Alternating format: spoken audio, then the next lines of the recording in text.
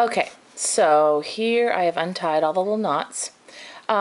Basically, it's just a big square of fleece, and I tried to initially do this without having to cut anything, just as the squares, but the fleece is just too fat, and with the full square of material, it was really hard to get the knots in the ends, near the ends of the little hands and feet.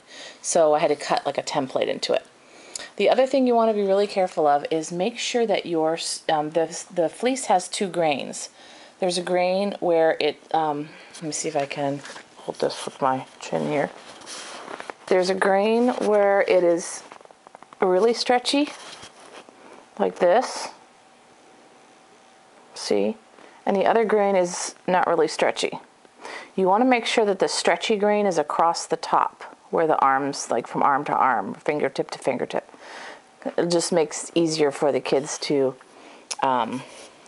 for them to put the knots in. So do that before you cut. I forgot to do that on a lot of them, but we still managed to do it. So your template is basically going to be this.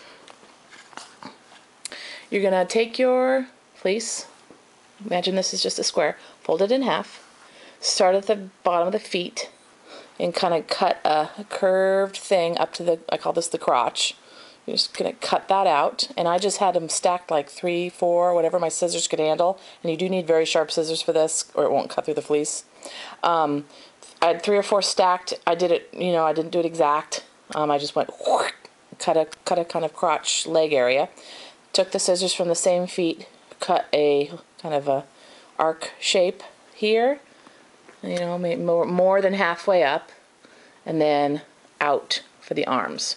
And there's no cutting along the top where the neck is, which is the head. So an arc, and an arc. Then when you open it, it should look like that, more or less.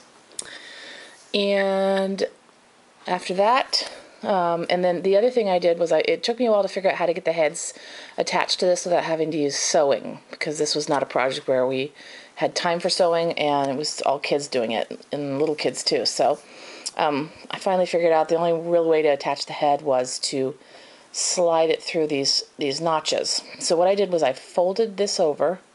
They're kind of stretched out now, but folded it over and used my scissors and cut 2 notches. So like I folded it over and cut, you know, one thing. So we're going to insert the head through here.